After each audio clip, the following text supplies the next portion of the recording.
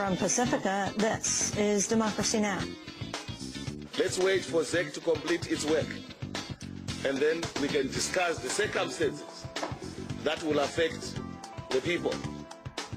Tensions are rising in Zimbabwe as official presidential election results have still not been announced. Then here in the U.S., executives of the 5 biggest oil companies testified at a congressional hearing. Too long, this administration's energy policy has led to tax breaks for big oil and tough breaks for American families. Then 1 in 6 West Virginians, 1 in 10 Ohioans are getting food stamps. We'll look at why the number of Americans receiving food stamps is projected to reach a record 28 million. But first, after tremendous adverse publicity, retail giant Walmart's dropping its effort to collect over $400,000 in health care reimbursement from a former employee who suffered brain damage in a traffic accident. All that and more coming up. Welcome to Democracy Now!, democracynow.org, the War and Peace Report. I'm Amy Goodman. New details have been released on the Bush administration's attempts to sanction abusive treatment of prisoners in the so-called War on Terror. A declassified memo shows the Justice Department told the Pentagon in 2003 that presidential authority overrode numerous laws banning torture or cruel treatment of prisoners in U.S. custody. The memo endorsed assault, maiming, and even administering mind-altering drugs on prisoners. The document also suggests U.S. interrogators would be immune from prosecution for any crime because of President Bush's wartime authority. Then Justice Department Deputy John Yoo wrote, quote, "If a government defendant were to harm an enemy combatant during an interrogation in a manner that might arguably violate a criminal prohibition, he would be doing so in order to prevent further attacks on the United States by the al-Qaeda terrorist network. In that case, we believe he could argue the executive branch's constitutional authority to protect the nation from attack justified his actions." The Justice Department ultimately withdrew the instructions 9 months later, as it had done with an earlier interrogation memo, also written by John Yoo, now a professor at the University of California, Berkeley Law School.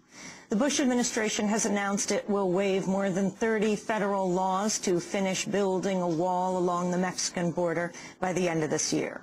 The Washington Post calls the move the most sweeping use of the administration's waiver authority during the wall's construction. The waiver allows the Bush administration to bypass mandatory reviews on how the wall will affect ecological areas in California, Arizona, New Mexico, and Texas. House Homeland Security Committee Chair Benny Thompson called the waiver, quote, "an extreme abuse of authority." Environmental groups have filed petitions challenging the waivers before the Supreme Court.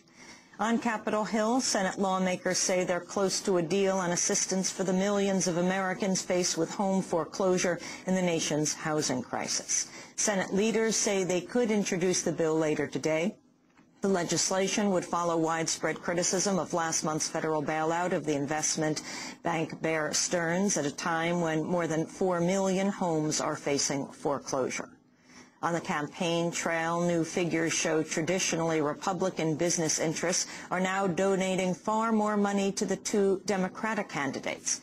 According to the Center for Responsive Politics, Senator John McCain has raised just over $13 million from 7 major industries that usually favor Republicans. By contrast, Senator Hillary Clinton has raised $27 million, while Senator Barack Obama has raised $22.5 million.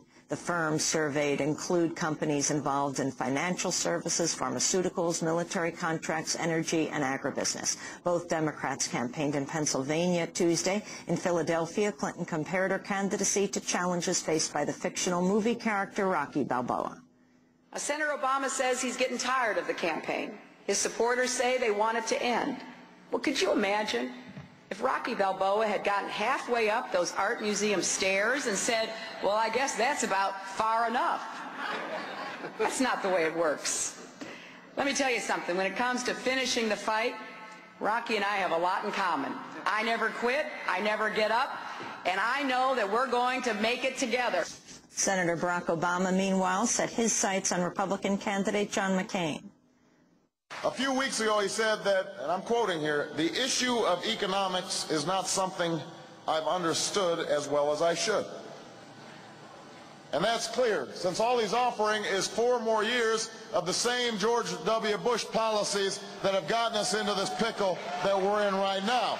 Meanwhile, on the Republican side, McCain's coming under new scrutiny today for having economic advisors linked to aggressive corporate behavior and financial deregulation. McCain advisor and former Senator Phil Gramm is a vice chair of the UBS Investment Bank.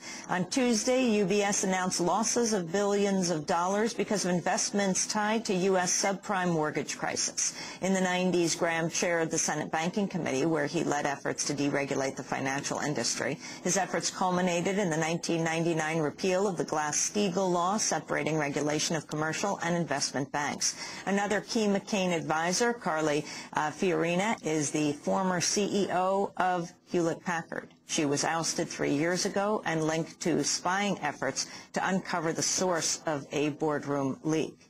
The British government is delaying the withdrawal of up to 1,500 troops from Iraq. British Defense Secretary Des Brown made the announcement Tuesday before the British Parliament. In the light of the last week's events, however, it is prudent that we pause any further reductions while the current situation is unfolding. It's absolutely right that military commanders review plans when the conditions on the ground change.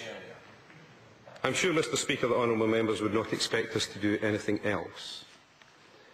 So at this stage we intend to keep our forces at the current levels of around 4,000 as we work with our coalition partners and with the Iraqis to assess future requirements. The announcement comes as new Iraqi government figures show civilian deaths are at their highest level in 6 months. At least 923 civilians were killed in March, up 31% from February. Around 500 people have been killed in the past week's U.S.-Iraqi government offensive against Shia forces loyal to Muqtada al-Sadr. On Tuesday, an Iraqi Red Crescent official said the U.S. is still blocking aid convoys to the Sadr City area of Baghdad. Until now, we have not gotten approval from the multinational forces to enter Sadr City. We are working hard and we are waiting to get the approval of the multinational forces to enter the city and distribute aid to our sons and brothers in Sadr City. A top Pakistani security minister is calling for an end to U.S. airstrikes in Pakistan, speaking just hours after taking office Tuesday. Northwest Frontier Province Chief Minister Amir Haider Hoti said the Pakistani government should negotiate directly with militant groups and stop U.S. missile attacks against suspected al-Qaeda targets. Hoti continued, quote, "To some extent, the interests of Pakistan have been sacrificed to the war on terror. We've sacrificed a lot." His comments come days after a visit from the 2 top U.S. officials, Deputy Secretary of State John Negroponte and Assistant Secretary of State Richard Boucher. Critics saw the trip as a U.S. attempt to pressure Pakistan's incoming government to maintain the close U.S. ties of President General Pervez Musharraf. The widow of a victim of the 1998 U.S. Embassy bombing in Kenya is calling for trying an alleged participant in civilian court rather than by military commission at Guantanamo Bay.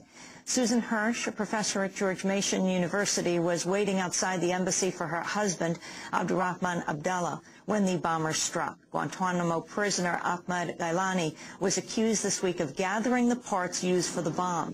Hirsch says she wants to see Gailani tried in civilian court. She said, quote, "These commissions have been fraught with challenges from coerced evidence to secret evidence."